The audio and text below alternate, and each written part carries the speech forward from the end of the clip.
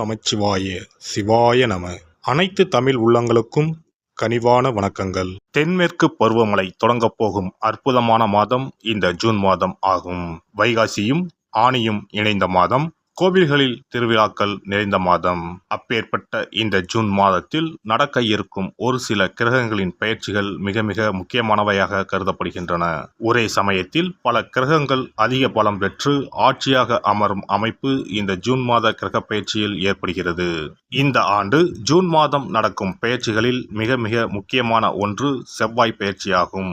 சில மாதங்களாகவே பகை கிரகங்களுடன் சஞ்சரித்து வந்த செவ்வாய் பகவான் தற்போது தன்னுடைய சொந்த வீட்டில் ஆட்சி பலம் பெற்று சஞ்சரிக்கப் போகிறார். ராகுவிடம் இருந்து விலகி தனித்து பயணம் செய்வது பல ராசிகளுக்கு யோகம் கொடுக்கும். ஜூன் 1ஆம் தேதியே செவ்வாய் பகவான் மேச ராசிக்கு இடப்பெயர்ச்சி ஆகின்றார். சுக்கிர பகவான் ஜூன் மாதம் 12ஆம் தேதி மிதுன ராசிக்கு இடப்பெயர்ச்சி அடைகிறார். இது லட்சுமி நாராயண யோகத்தை ஏற்படுத்தும்.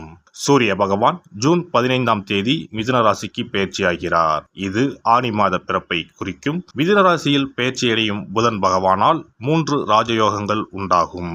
சனி பகவான் மாத இறுதியில், அதாவது ஜூன் மாதம் 30ஆம் தேதி வக்கர பெயர்ச்சி அடைகிறார். சனியின் பார்வையில் செவ்வாய், சனி மற்றும் செவ்வாய் ஆட்சி பலம் போன்றவைகளால் சில நெருக்கடிகளை உண்டாக்கும். குரு பகவானின் சுப பார்வை கன்னிராசியில் இருக்கும் கேது பகவானின் மீது படுவதால் ஒவ்வொரு ராசிக்கும் குறிப்பிடத்தக்க மாற்றங்கள் ஏற்படும். இந்த கிரக பெயர்ச்சிகளின் காரணமாக மிதுன ராசியில் புதாதித்ய யோகம், சுக்கிராதித்ய யோகம், கஜலட்சுமி ராஜயோகமும் உருவாகிறது. இதன் காரணமாக சில ராசிக்காரர்களுக்கு அதிர்ஷ்டமும் பணவரவும் பதவி உயர்வும் தன வரவும் கிடைக்க வாய்ப்புள்ளது. இனி உங்கள் ராசிக்கான பலன் என்ன என்பதனை பற்றியும், அசுப பலன் ஏற்படுமாயின் ராசிக்காரர்கள் வழிபட வேண்டிய தெய்வம், மேற்கொள்ள வேண்டிய பரிகாரம் என்ன என்பதனை பற்றியும் காண்போம். கும்பராசி அன்பர்களே, இதுவரை ஜென்ம சனியால் கஷ்டப்பட்டு வந்த உங்களுக்கு இந்த மாதம் அந்த பிரச்சனைகள் எல்லாம் படிப்படியாக குறையும். எதையும் சமாளிக்கும் மன தைரியம் உண்டாகும். உங்கள் ராசியில் சனி இருப்பதனால் உடல் நலனில் அக்கறை காட்டுங்கள். கூட இருப்பவர்களே உங்களுக்கு குழிப்பறிப்பார்கள், கவனம் தேவை. எனவே யாரையும் நம்பாதீர்கள். 3ஆம் இடத்தில் இருக்கும் செவ்வாய் பகவான் உங்கள் முயற்சிகள் அனைத்தையும் ஜெயமாக்குவார். சிறு தடைகள் ஏற்பட்டாலும் உங்களின் முயற்சியால் வெற்றி காண்பீர்கள். வேலைக்கு முயற்சி செய்வோர், புதிய தொழில் தொடங்க நினைப்போர் இம்மாதம் அதற்கான வேலைகளை ஆரம்பிக்கலாம். முதலீடு அதிக அளவில் செய்ய வேண்டாம். அளவான முதலீடுகளால் பிரச்சனைகள் இருக்காது. செய்தொழிலில் முன்னேற்றம் இருக்கும். அவசர முடிவுகள் எடுக்க வேண்டாம். இம்மாதம் சிறு சிறு பிரச்சனைகள் இருந்தாலும் பெரிய அளவில் பாதிப்பு இருக்காது.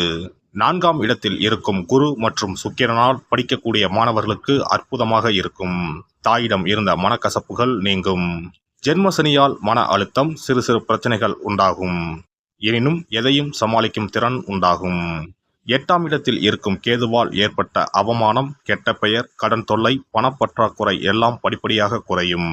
சுக்கிர பகவான் 5ஆம் இடத்திற்கு வருவதால் புத்திர பாக்கியம் உண்டாகும். வேலை இல்லாதவருக்கு வேலை கிடைக்கும். இம்மாதம் நிம்மதியான உறக்கத்தை தந்தருள்வார் குரு பகவான். இதுவரை நல்லது கெட்டது கலந்தே நடந்திருக்கும். இனி அதிகளவில் நல்லது நடக்க வாய்ப்புள்ளது. பண விஷயத்தில் மட்டும் சற்று கவனமாக இருக்க வேண்டும். ஜாமீன் போடுவதோ அடுத்தவருக்கு கடன் வாங்கி கொடுப்பதோ வேண்டாம். வியாபாரிகளை பொறுத்தவரை ஒருவிதமான மந்தத்தன்மை உண்டாகும். பயணம் சார்ந்த விஷயங்களால் ஆதாயம் ஏற்படும். கொடுக்கல் வாங்கலில் சூழ்நிலைகள் அறிந்து முடிவெடுக்கவும். கூட்டாளிகளின் ஆதரவு கிடைக்கும். ஒப்பந்தங்களை படித்து பார்த்து கையெழுத்திடுவது நல்லது.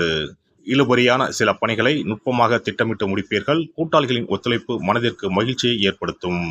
வியாபார ரீதியான பயணங்களால் லாபம் மேம்படும். மறைமுக போட்டிகளை வெற்றி கொள்வீர்கள். பணிபுரிவோர் இம்மாதம் துரிதத்துடன் செயல்படுவது உங்கள் மீதான நன்மதிப்பை உண்டாக்கும். மேல் அதிகாரிகளிடத்தில் உங்கள் மீதான மதிப்பு உயரும். மனதிற்கு மகிழ்ச்சியான செய்திகள் கிடைக்கும். தன வரவுகளில் ஏற்ற இறக்கமான சூழல் உண்டாகும். பணிகளில் விருப்பமான இடமாற்றம் கிடைக்கும்.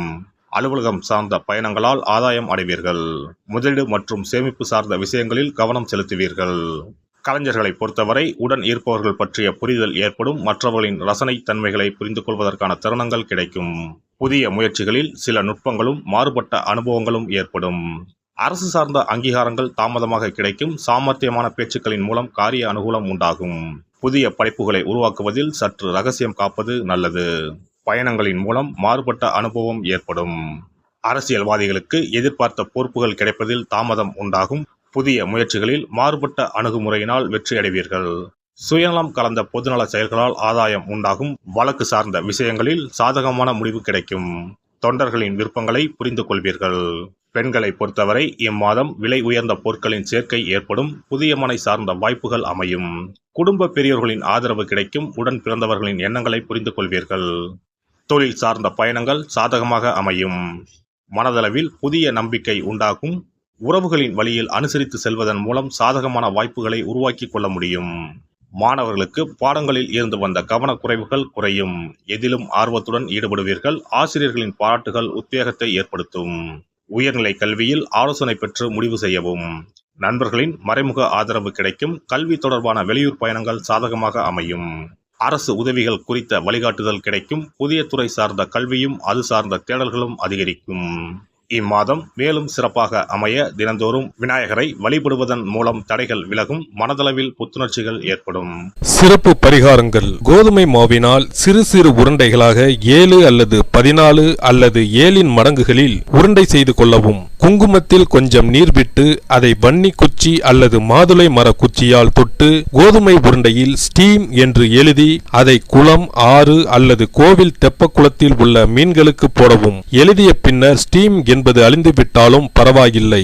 இவ்வாறு வெள்ளிக்கிழமை அல்லது ஞாயிற்றுக்கிழமைகளில் செய்து வர லட்சுமியின் அருள் உண்டாகி பணத்தட்டுப்பாடு நீங்கி செல்வம் சேர தொடங்கும். வெண்கடுகு சிறிது, 2 வத்தல் மிளகாய், 3 கல் உப்பு, பச்சை கற்பூரம் 3 இவை அனைத்தும் சேர்த்து வெள்ளை துணியில் போட்டு பின்பு அதை முடிந்து நல்லெண்ணெயில் நனைத்து வீட்டின் முன்பு இரவு 10 மணிக்கு மேல் எரிக்க ஏவல், பில்லி சூனியம் விலகும். தூங்கும் போது யாரோ அமுக்குவது போன்று இருப்பது, சிறுவர்கள் பயத்தில் சிறுநீர் கழிப்பது போன்ற தொந்தரவுகள் இருந்தால் படிகார கற்களை தூங்கும் அறையில் அல்லது தலையணைக்கு கீழே வைக்க வேண்டும். தோல்வி, அவமானம், எதிர்ப்புகள் ஆகியவற்றை சமாளிக்கும் மன வலிமையை அதிகரிக்க வாராகி அம்மனை மனதார வழிபட்டால் நிச்சயம் நல்ல பலன் கிடைக்கும். முடியவே முடியாது என்று நினைத்து கொண்டிருக்கும் காரியத்தை கூட உடனே முடித்து காட்டும் வல்லமை படைத்தவள் வாராகி அம்மன். இந்த வாராகி அம்மனுக்கு 8 சனிக்கிழமையில் சுத்தமான மண் அகல் விளக்கு ஒன்றை எடுத்து அதில் நல்லெண்ணெய் ஊற்றிக்கொள்ள வேண்டும். ஒரு கருநீல துணியை கட்டமாக வெட்டி